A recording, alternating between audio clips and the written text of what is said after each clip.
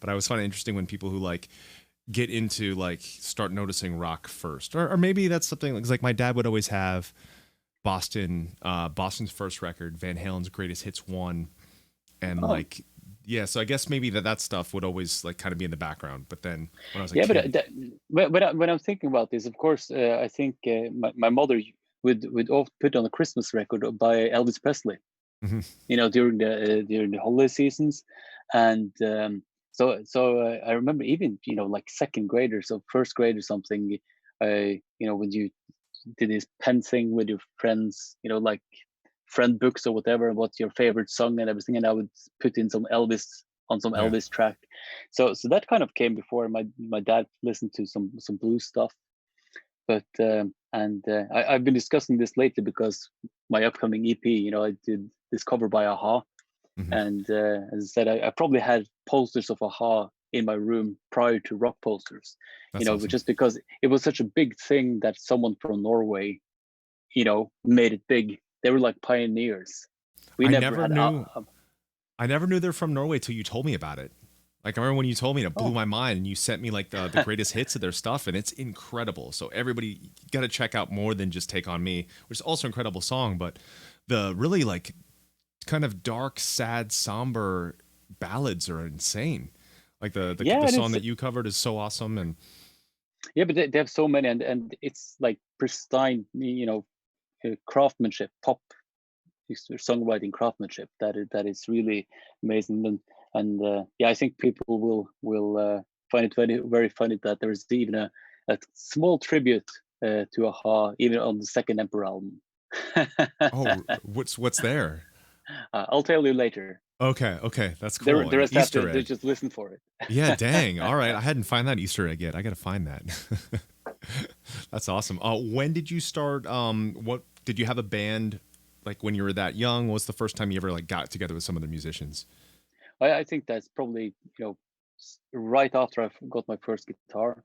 I had a friend in my class that and his dad had drum kit, so we immediately started the band, which is was horrible, but that was the first thing because and I think very very shortly after, since my piano playing days, I remember I had this, the electric organ, the one with two sets of keys and pedals, Hmm. and there were certain set rhythms that you could put on and play along to, and you could play bass with your feet.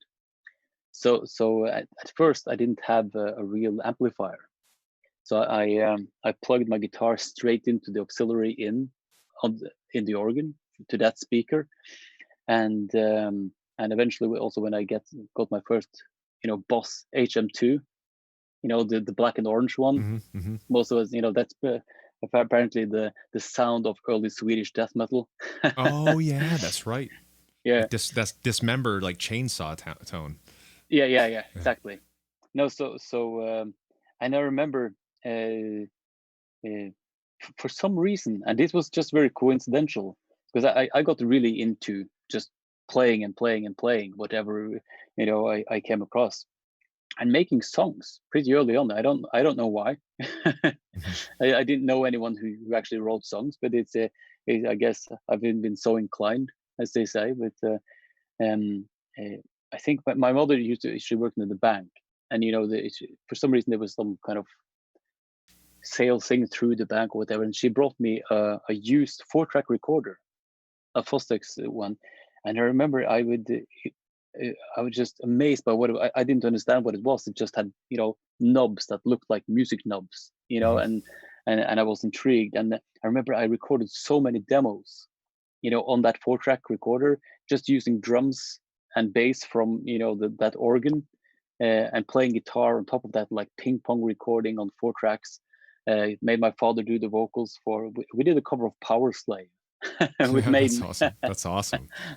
So I guess for some it just big coincidence. I just from the age of 12 I started recording the demos. That's so cool.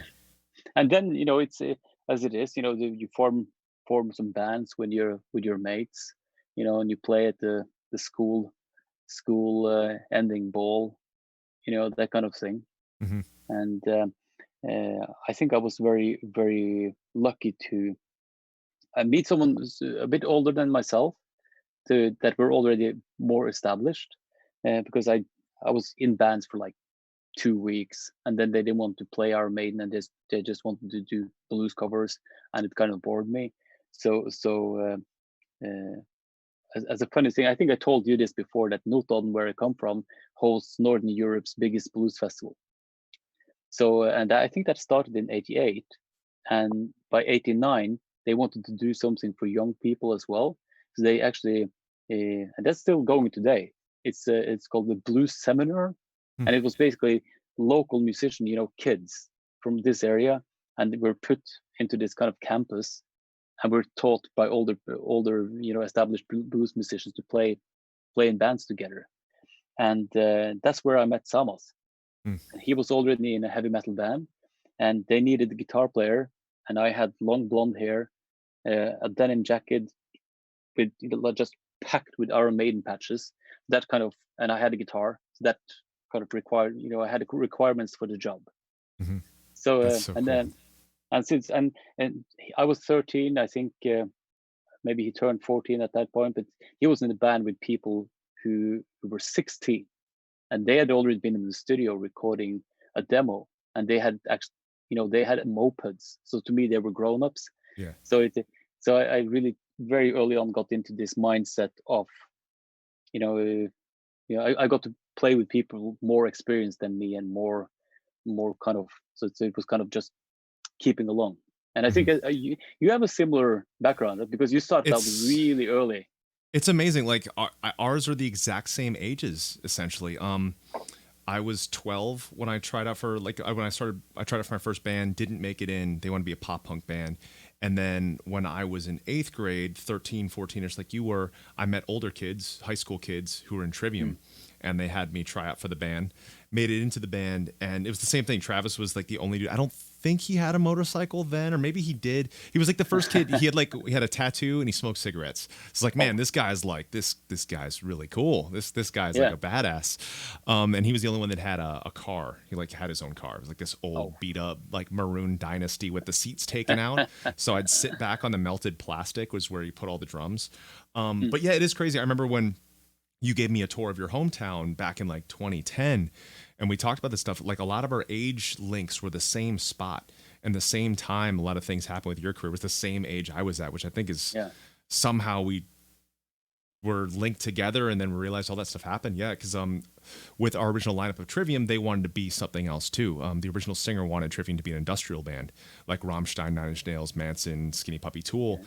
but we wanted to be a metal band. And he's like, you know what? You guys keep the name. Let's split the songs in half. I'm out of here. And then he started another band. Um, so That's funny. yeah, it's crazy. So how old were But you is at the it point when you started playing with Samoth and the rest of the guys? 13? 13. That's Yeah. right when I started with Trivium too. Yeah. So but that was kind of, that was a heavy metal band. They had a Hmm. couple of original songs, and then they did cover songs, and we played some local youth club shows, that kind of thing. But eventually, I think they wanted to. This is so typical for the time, because I was really into Iron Maiden and Twisted Sister, and eventually they got me hooked on King Diamond. This is kind of slightly more progressive, slightly harder in a sense. And then I think most of the guys in that band, they wanted to play more trash related, but switching out a couple of people, excluding me and the drummer, and they started the trash band. But then Samos got bored with that, and he was kind of, through his network, was introduced to some more, like early death metal demos and stuff, and he wanted a death metal project. And at the Hmm. same time, I was hanging out with Mortis, we went to the same school, and he introduced me to a lot of like Carcass and Napalm Death, and that kind of stuff. So then we were kind of the youngest of that scene, if you will. And Hmm. then we started our first death metal band. I think it was called Seracia, or something like that. And then we switched out some members, and we did the demo called think we called Embryonic. Hmm. We did a demo called "The Land of the Lost Soul." It's actually, and I'm not. It's some people have seen the recent Emperor shows. We had this Doré Lucifer Hmm. banner in front of our keyboards, and that was actually the cover of the first Embryonic demo I Damn, did that's so cool. record when I was 14, That's and amazing. that band became Dark Sufferer, and which predominantly was a death metal band, but with keyboards. Hmm. Because with my love for Iron Maiden, Seventh Son, and all that, bringing keyboards into metal, that was to just make it more epic. That was kind of what it was supposed to be. And Emperors actually started as a black metal or like Celtic Frost battery inspired side project, to Dark Suffer. But eventually, of course, that became everything was kind of uh, gathered in under that banner in Hmm. the end. So that's why, in a way, that the first Emperor demo is like really back to basic, much more primitive. And I mean, on the previous Thou Shalt Suffer demo and the first single we did, that is more epic, if you will, with Hmm. keyboards and everything. And Emperor was just bare bones. But by the time we did the first EP, that was kind of merged. So we brought everything of our interest into one, in a sense. That's so cool. And that's the other thing that I love is that both of our favorite Maiden records is Seventh Son. Because like everyone always says like Number of the Beast or Power Slave or something. Or sorry, Number of the Beast or Peace of Mind. And I'm really happy we always say Seventh Son. Oh no, did we Yeah, freeze? to Oh, we me, and froze a I little bit. this said, oh yeah, We'll give it 1 second. I think it froze a little bit. Let's see. Let's see. I can still Hmm. hear you, but There we go. It's better. yeah, okay, cool. It's just like I said. No, but It's always something. It's always something on my stream. yeah, Like my computer completely crashed right when I hit live 10 minutes ago. Sorry, you were saying. no, but Seventh Son. I know a lot of Maiden fans were kind of pissed off when our Maiden started using keyboards. Hmm. But for me, that was kind of the big thing, Hmm. about that, because and the conceptual ideas, you know, I think that's been with Maiden all along. I think, and that's really influenced the way I think about albums. That the cover artwork somehow seemed linked to the music and all the songs, and they did it with Power Slave, just the Power Slave cover, and that Power Slave main riff, that kind of sound Egyptian in a Hmm. sense Hmm. in my mind, of course. Then all the songs are kind of connected into that world, Hmm. I'm and it's so about that as well. The covers have to match the music. it has to match. And this whole, we've talked a lot about this, that our love for albums, that they're kind of more than the sum of its parts. It's not just that making albums that are not just 10 songs from that period of time, but it's 10 songs that kind of collectively uh, kind of channels something unifying, Hmm. in a way. And of course, with King Diamond, we was much more, even more like narrative in his storytelling and conceptual ideas. So this is just, it was never a conscious decision, but it's just the albums I grew up loving. Hmm. And then in my uneducated mind, that was like, okay, this is how it's supposed to be. Hmm. That's great. That's awesome. I love that. Yeah, it really was like for me. I got into right when I got into metal, I always wanted to keep going deeper and finding what was more, what had more.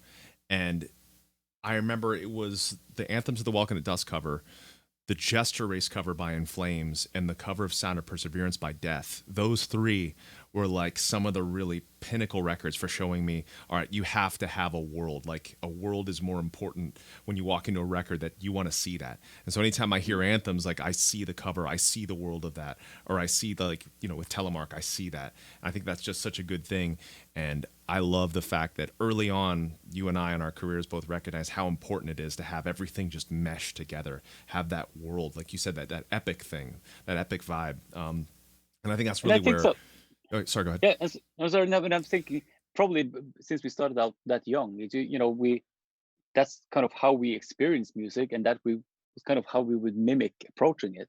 Hmm. So for me, it's just been, and I'm sure for you as well, that that's just an instinct of how it's supposed to be, and it's just later on that that I can, at least for my sake, can be more conscious about that, and kind of, Hmm. especially since starting my solo stuff, that I was very conscious about forming these conceptual ideas before starting writing, just to have that kind of focus point, and hopefully end up with a release that kind of fulfills, and you can check off those checkpoints, to Hmm. of cohesiveness. Hmm. And I know we've talked a lot about this with when discussing ideas for the Meet You record as well, that it gels and it all Hmm. falls apart. No, the falls together. Hmm. Hmm. So yeah, it's very interesting, and it's like just seeing the artwork in your mind when you listen to records. And I was just thinking about this the other day as well, that when I went to see Iron Maiden, when I went to see the Seven Son tour on, yes, randomly at October 5th, 88, life-changing experience. But the cover was on stage. Hmm. The Hmm. ice version, everything, the snow and ice, it was there on stage, so it all fit together. Yep. And I think that is something that maybe slightly lost in this kind of digital age.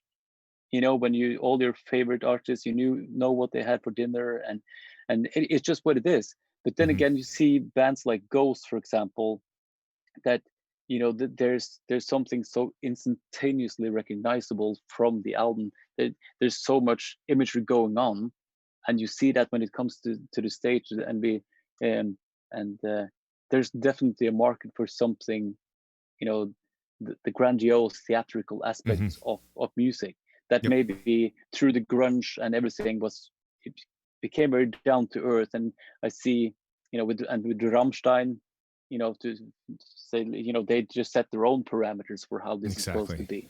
Yep. Yep. Yeah. Like I've been meeting so many bands. Like I'll meet total opposites of bands these days. Like people are like, all right, screw big production. That's silly. That's like the 80s thing. Like we don't need this, like anything, no fire, no staging, no gimmicks. Like kind of make it just like a garage performance. And I feel like there's a Hmm. time and a place when it's a small club, when it's a festival, or when it's something I appreciate that grandiosity. Like when actually when all of Emperor and all of Trivium got to watch King Diamond together, Yeah, like to see that stage, it took us all back to being kids again. Like I think there's a time and a absolutely. place for certain vibes when it turns on correct. And like, yeah, it's interesting because like when we just did our live show, the one show of the year, which is crazy to Yeah. think. Like our thing has always been to make everything match. Like when we did Vengeance Falls, I think that was the first time we ever played with your solo band, and our stage was all ice, like just kind of like the Hoth from Star Wars, and to match Mm. the music, match the record. And this time around, we were trying to think of like how to incorporate that in. That's why the video screens we made sure had the album artwork, and we try to tie in the color palette so it's like this different kind of, I guess, modern way to mix in that Maiden approach, because that Maiden approach was totally how we were raised too. And we toured with them in 2006 on the Matter of Life and Death tour, and they Yeah. had like everything had that like the military draping over the monitors, and there was a tank on stage and all that. It's fun because it turns it like a theme park almost, or like into a movie or a Yeah. play. But then again, you kind of have to have the budget for a big It's production like so that as well. expensive. Oh man, it's so Oh, expensive. We and that live show was so expensive to pull off that we just yeah, and then it's like, I think, big production, it's like fine wine or expensive cognac. It's very hard to pull back hmm. to the Yep, cheaper I stuff. can't imagine Rammstein can play a small club show anymore. No, that's the thing. But then again, the one thing doesn't really, exclude the other. As you Hmm. say, we've talked a lot about this.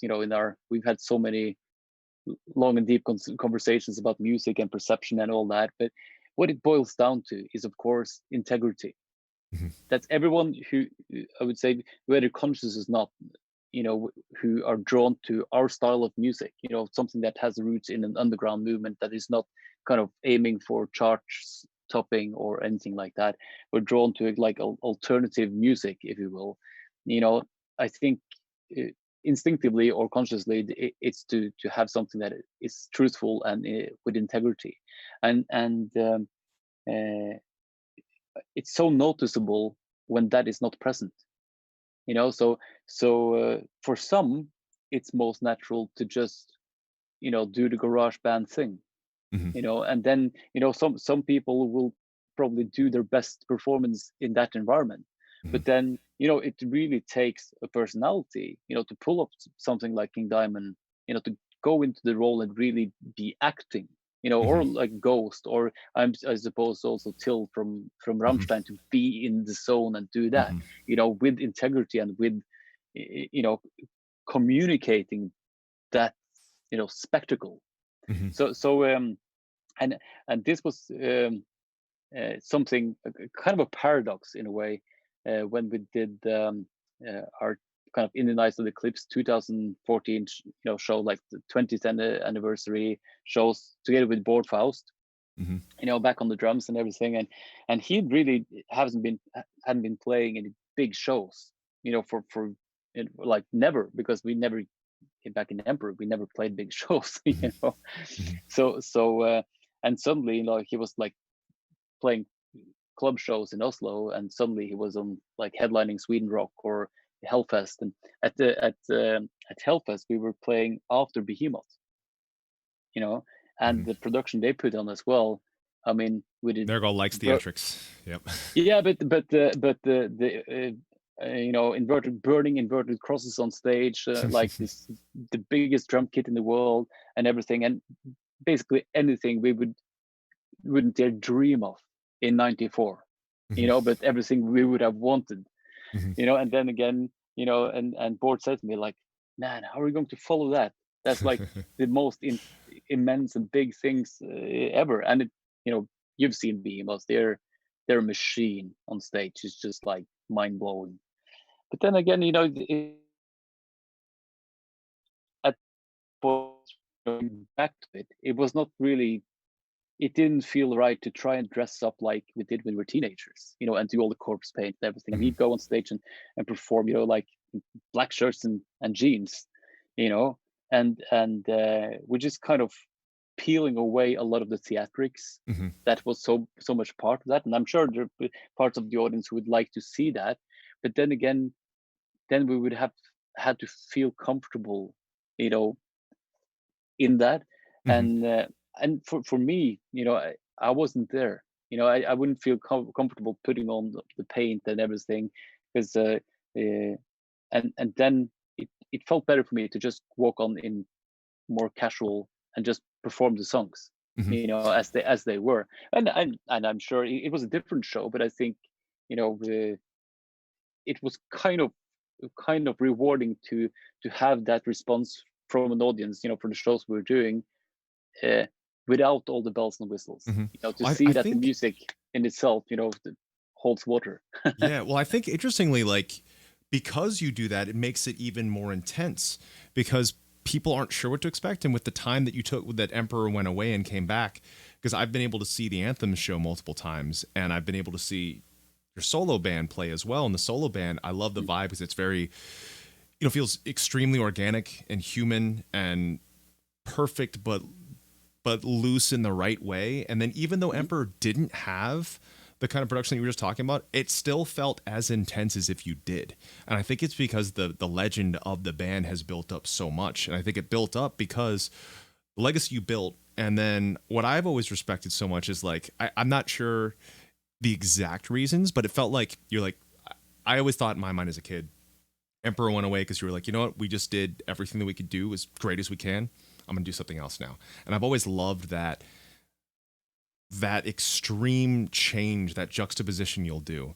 And that's why I've always loved, like, the stuff you've done in Emperor, you never know what record you're going to get. And the stuff you do with your solo stuff, you never know what you're going to get. I think that exact same thing you mentioned there, where you knew that, all right, Behemoth's going to have a bunch of stuff. Let's actually go up there with nothing. And I think that to do the opposites is always such a great option, and it's always such the great move. And I have to have learned that from you, because that is what I always try to do. Like, everything Trivium does, we always say, all right, what's everyone else doing? What's the exact opposite? Like, when we're getting ready to go on a tour with, like, a band that uses a ton of pyro, we're like, all right, are we going to try to out pyro them? No, let's do the exact opposite. Let's do zero pyro. Let's do Yeah. the exact opposite. I think that's so cool. And I think that really says a lot to you knowing when to juxtapose what may or may not be expected. And that's why, like, I've always felt your approach to black metal, and you and I have talked about this a lot, and I've mentioned this in interviews, What I always loved about black metal was that it was the rebellion of metal kind of being stale and the same. But then what happens when people decide to stick to traditions of black metal and ends up having that same thing? It's stale and the same. But with you guys and with, I think, right when you released Nightside, you showed that every record you're going to do something different. And the solo stuff, every record you do something different. I think that's just really, that's what makes it sound like you. And I think that's what we're all so drawn to. You're too kind. Thank you so much. Of course. No, but just first of all, that was not a conscious decision. About the Behemoth. That was just standing on the stage, enjoying their show before we were going on, and like discussing like. And Bor was like, "Man, this is amazing. Are we following that?" We're like, "Yeah, okay, but we're playing the entire nice little clips. Let's hope it holds. Let's hope that is enough." Yep. So and what can I say? I think in that respect, because it seems like the way you put it now, of course, it sounds like has been a very conscious decision from my part from the get-go, which it hasn't. But I think even though I've been so narcissistically kind of ambitious musically, I've never been competitive and in music. And I remember some of my colleagues might be okay, we need to be above this band on the poster, or if we play with other black metal bands in Norway, like, okay, who's going to play last, and someone has to go first. So, and I've always been, if someone's like, oh, we're playing last, I'm thinking more like, that Jerry Lee Lewis, Chuck Berry story, when they had the same thing. If you heard about that, but they were playing the same show and they're arguing about who was playing first, and it ended up being Jerry Lee Lewis. Oh no, it cut out a little bit. Can you start? Stuff when he set fire. Can you start back at right when you said sorry. Jerry Lee Lewis? It just chopped a little bit. Yeah. My mindset has been for whoever is first or second and look the biggest artist. I refer to this Jerry Lee Lewis playing with Chuck Berry. And they argued about who's going first. They were big egos, both of them, and it ended up Jerry Lee Lewis playing first. And then at the end of his show, he set fire to his grand piano and just went off stage, and Chuck Berry was there and he said, "Follow that motherfucker." That's so awesome. I want to start doing that. I've been very privileged in that sense that when we started out with Emperor in 91, and I've said this many times, it was purely for artistic reasons, because there was absolutely no fame, credit, or credibility we had to play that style of music. Basically, we ended up playing the most hated music ever. so there was no expectation of recognition or having a career or anything. It was just like on pure instinct doing that youthful thing that you do. We didn't think about when we went on the first tour with Cradle of Filth in the UK in '93. I was 17, so they had to sneak me in the back way of some of these places because I wasn't old enough to get in. I'm sure you can relate. And but we went over there, with no plan, no money, no nothing, and just like go for the best. It was kind of course, Samuels had this big network, with the pen pal, tape trading thing that was going on at the time. But it's all really, really underground all along. So there was, even when we recorded anthems, it was still this idea like, not that we would make any money. It was just like, we have a record label that will actually advance us some money so that we go to a proper studio and kind of try and maximize this vision we have for the music. That was like the end goal. And eventually they will press this on vinyl, like our favorite artists, so our music would be on big vinyls. Like that's the level of ambition. So in my world, I started out not trying to, not relying on feedback from others, in relation to whether I was successful or not. And I think after we had some success, I think that I just kept that with me, because the first Emperor albums, they were absolutely hated by major media or like the big players. We were ridiculed, and then it's kind of after the fact that we've had kind of had as much shit about the music I released, and then 10 years later I have all this credit for for the same music. So I just very early on I realized that I can never expect to be in sync with that. Mhm. And the only, and we've talked about this as well, that the only kind of reliable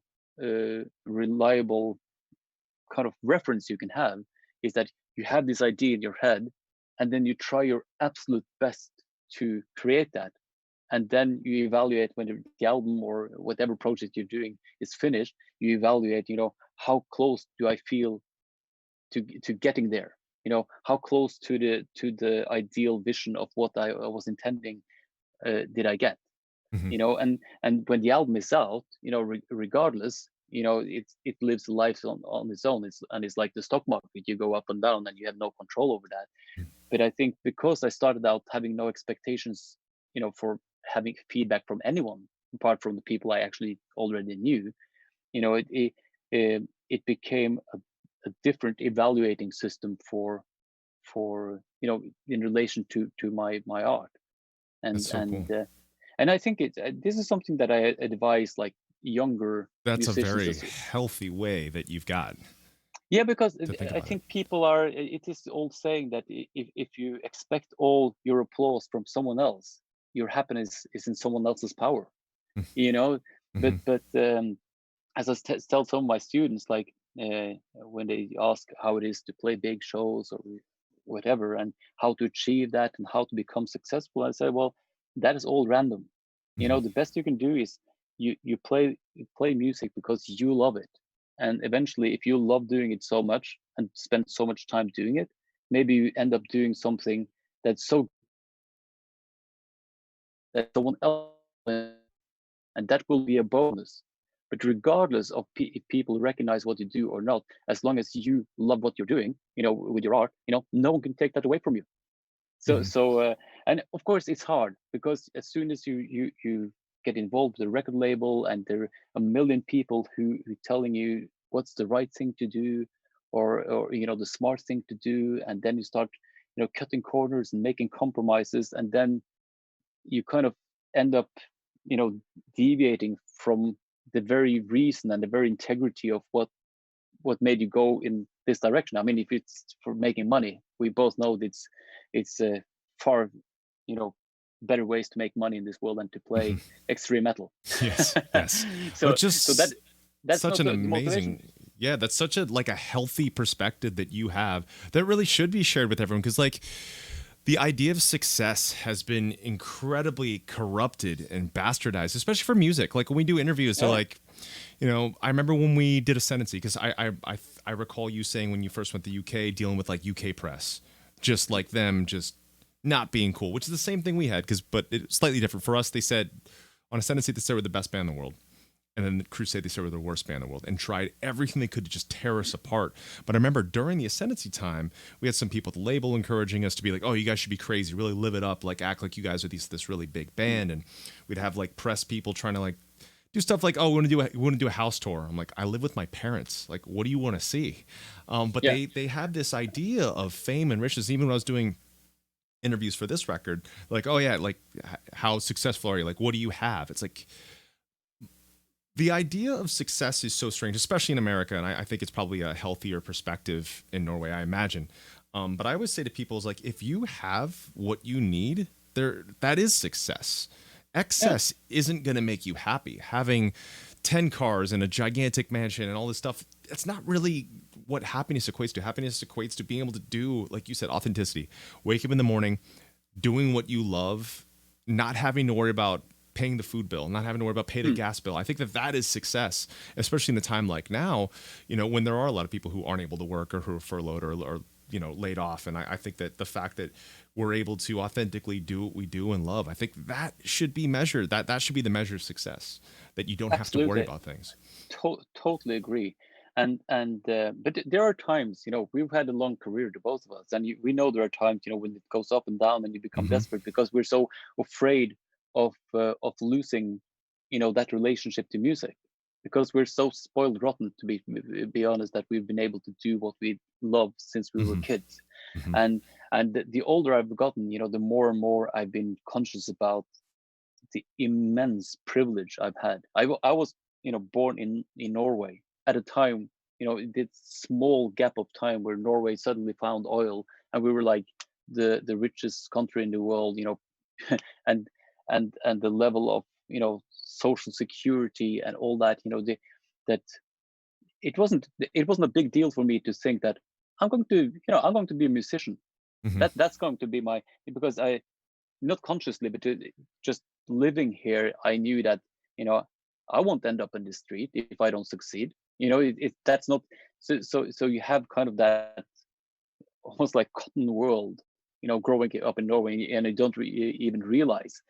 And I know there's so many people around the world who I'm sure have exactly the same passion and dreams that you and I have, but couldn't even start having those dreams Hmm. because they've for some reason did not kind of be born into the right environment or with Yep. the right community or whatever. So and then, as you say, it's important to have that perspective that success, and on another note, I mean, people assume also that I am kind of famous, and in that regard. But of course, living where I live, I'm not bothered on the street. I'm only ever recognized, where we go to play shows, Hmm. you know, Hmm. and I feel so privileged by that, because Likewise. that that is nice, when you meet people and who enjoy your music. That is really humbling, to see that people have a similar relationship to our music than we have to other people's music, that because it's so meaningful to us. But to have, imagine,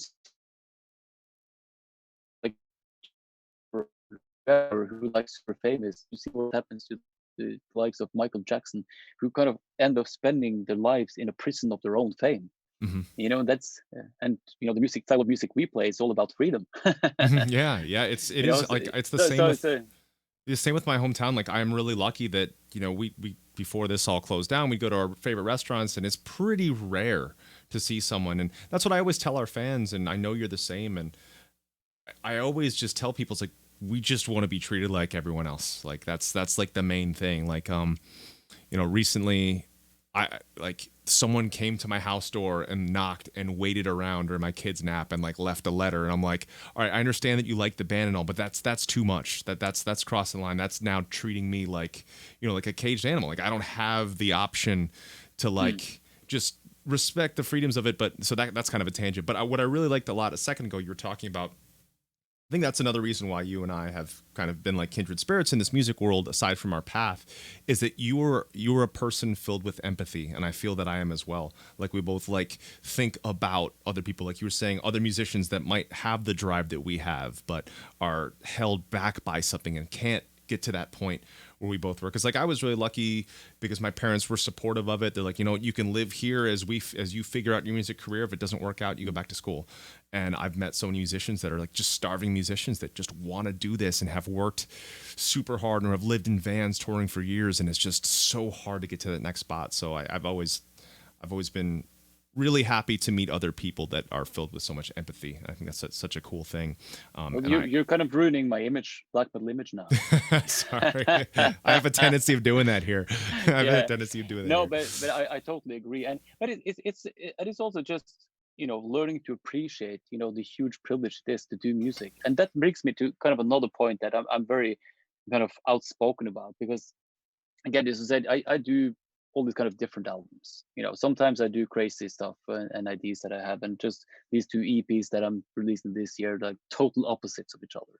And some people, automatically assume that I do that to kind of provoke, Mm. and I get like, oh, what do you think your fans will say when they hear this? Because this is so much what they don't expect. And I said, well, quite honestly, I never set out to provoke. The only reason I'm doing this, and that hand on my heart, is because I've had this huge privilege of this, as you said, the Emperor records. You can even hear that it's never staying in the same place, because this my the best thing in the world is to kind of be on that border. You kind of bring with you the experience everything that you have from before, and then you kind of add to it and try to challenge yourself so that you kind of still as basically I try to put myself in situations where I'm as excited and kind of enthusiastic and fired about making the new music as I was back when I was a teenager. Because it, when it all comes down to it, if I'm not excited about making the music, I can't really expect anyone to be excited about listening to it. It's kind of what Hmm. you put in. And again, with loyalty to fans and everything, that is, it seems very narcissistic and egocentric to do it like that. And it is, and it's a really good excuse to just do whatever the hell I want. But at the same time, with people who have followed me since the early Emperor days, uh, I don't think they want me to. I think it would be doing this huge privilege I've had, into a lie. To do everyone this favor. If I was going to, honestly, there are, kind of after the fact popular things that I've done musically that I'm sure I could easily copy.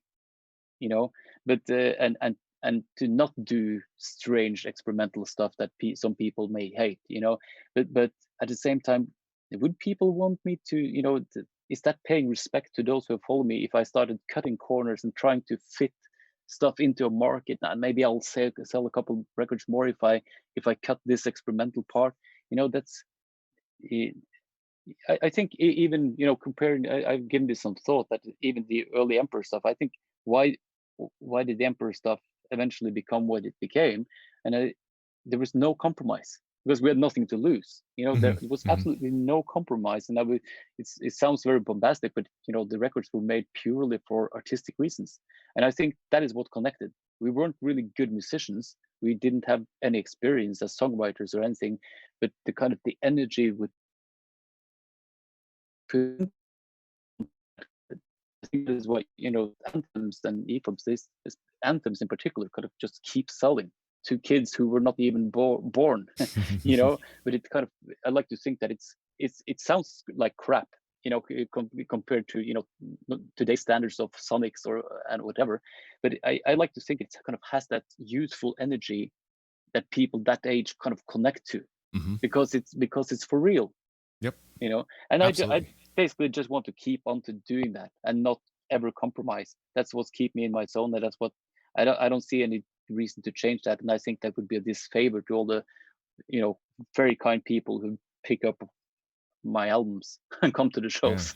Yeah, that's amazing. That traces back to what you're saying about authenticity, and that is, there have been a couple times in my career where we said consciously, all right, let's do a thing in a box. Let's not do this or this. We can only do this, and that's when we've kind of stumbled. But the times that I feel like, you called it, you called it a little bit, you called it narcissistic. Where I disagree. Where you were saying how to make exactly for you, but I think that boils it back down to the original, to the roots of why you picked up an instrument and why you just why you started to write music, because you wanted to create that thing that you didn't hear in life. And I think that's the mentality that all musicians need to always put themselves back into, and not think, and it does sound very selfish, but to not think about their fans and to only think about themselves, because that brings it back to the roots of why people fell in love with a songwriter's music in the first place. So I think that's really cool to hear.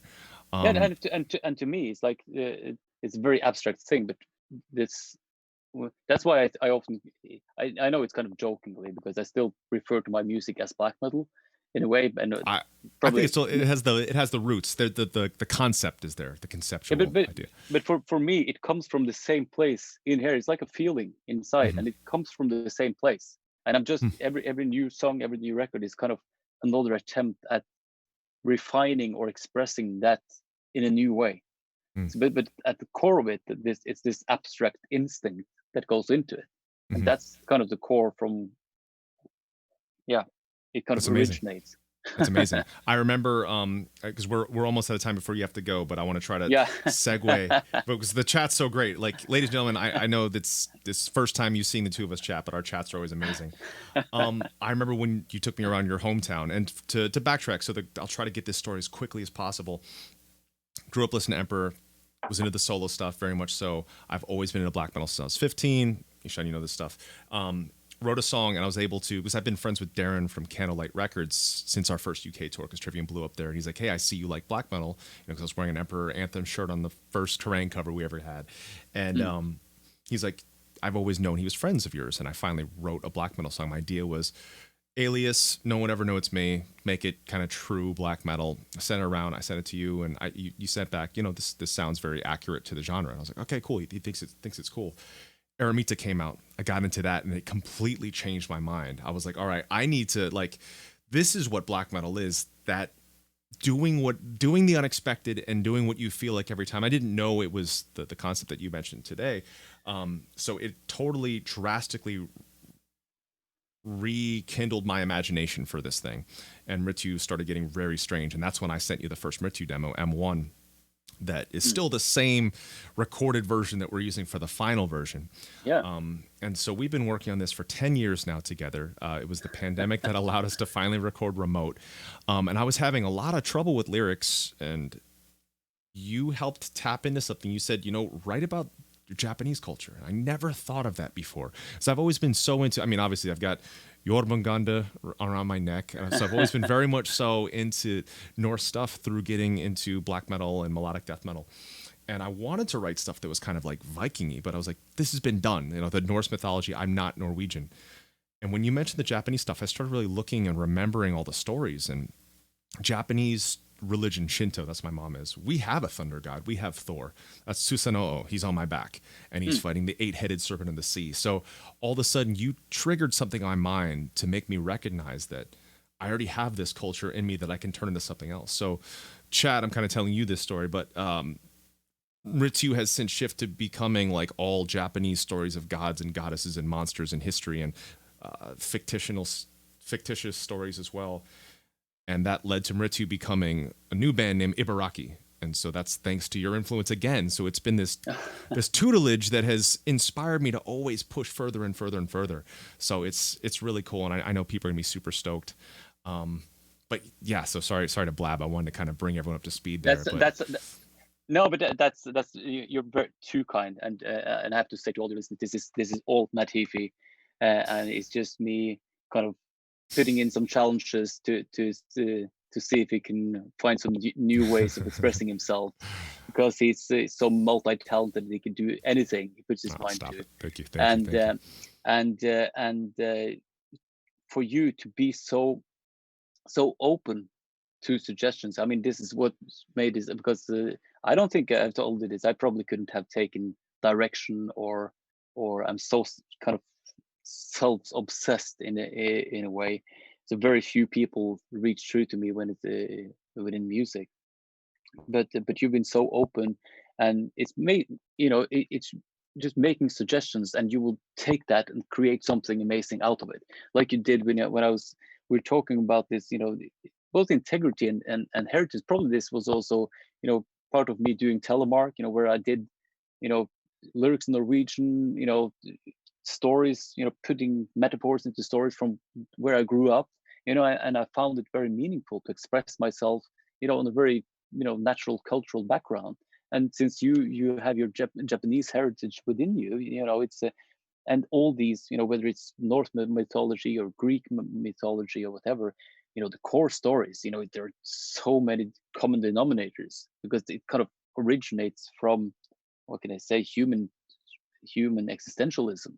We, through history, we as humans, we've had to create these mythological worlds to explain, all these existential crises that we feel, because we have such a vivid imagination compared to other species. I think so. I didn't know anything really about Japanese, in detail like that, but I would just imagine that there definitely would be probably very similar stories, and the same kind of archetypical stories in that culture, and that would but that could probably spur something very different than kind of leaning on, as we say, Viking or northern mythology. So I've been just gently pushing, or asking questions, and you've taken it to new heights. You unlocked all sorts of good stuff, so I truly appreciate it. We could talk for hours upon hours, but I know you gotta get to the family. You're an incredible family man, and thank you so much for spending the time with us. I would truly appreciate it. It's been an absolute blast to be able to talk to you about this stuff. So thank you so much for being here. thank you so much for having me on here. And this I've almost forgot myself, because this is how we talk, Yep. but Mhm. when we talk on Yep. FaceTime Exactly. Exactly. or something. So I kind of Exactly. forgot that there are people watching this. That's what In a I'm way. so lucky that in a world of the internet being a dark place that I've got this one little pocket that's like 99 to 100% positive all the time. So Oh it's yeah, just don't get me amazing people. started. Don't get me started on that. I Yep. mean, that's something that we've also Oh talked yeah. about. Oh yeah. That's why we write It's angry music. That's why, yeah. So no, but I can't wait for people to hear, It's gonna blow everyone's new minds. material. I think people will be so surprised. It would There's so not have been possible without you. 10 years of you helping me with this thing, and finally. uh, Record 2 is going to be done like that. Record 2 will be quick. yeah, yeah, I think so, because I think we have a formula now, Oh yeah. even though it's not very formulaic. But I think this, yeah, I think people will be quite surprised by, you know some of the vocal styles Hmm. and some of the arrangements here that are It's pretty. nuts. I sent Corey 3 songs to solo on, and he kept telling me, he's like, dude, you need a music degree to write a solo on this. I'm not doing it. That's a good sign. Yeah, but it's all coming together now, and yeah, I'm very happy.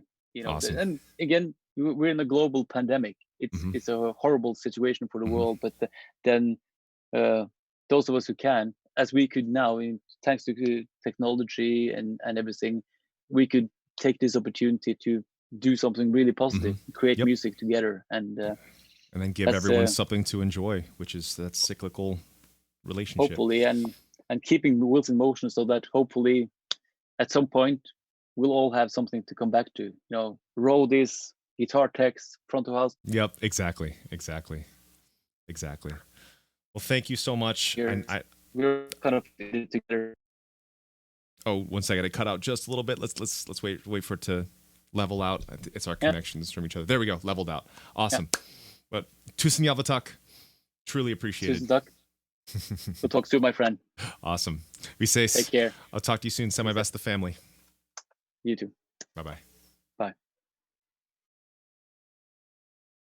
Well, friends, there it was. What I love about this segment is that I get to show you the side of these people that you all may not know. And we don't show everything, but we show a bit. You can see he's one of the coolest people in the world. But yeah, so that was the big thing that I don't know if my manager wanted me to reveal that yet, but Mrityu is now Ibaraki. Which is pretty cool. The stuff is all. You'll see some stuff that's kind of like the lyrical theme of like Shogun and KG, where it's like a fictitious story that I just wrote. And then you'll find stuff that it's actually like historical retellings of like the story of Susanoo and Yamata no Orochi, and the story of Ibaraki at Rashomon Gate, the story of Jigoku, the Hell Courtesan, all sorts of fun stories you're going to find on the record. The record's crazy. He has co-written 2 of the songs. We're only having a couple guests. I'm not going to reveal everybody yet. We're only having 3 guests from other bands, but Paulo does a bass solo, Corey does a guitar solo, and Alex does all the drums.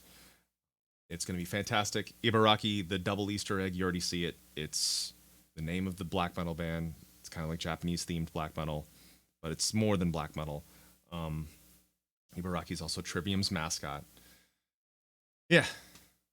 So there it is. Can we highlight this whole thing? That was Ihsahn from Emperor. If you don't know him, listen to everything he's ever done because he's amazing. Amazing human being, one of my favorite people on the planet. One of my truly favorite people on the planet.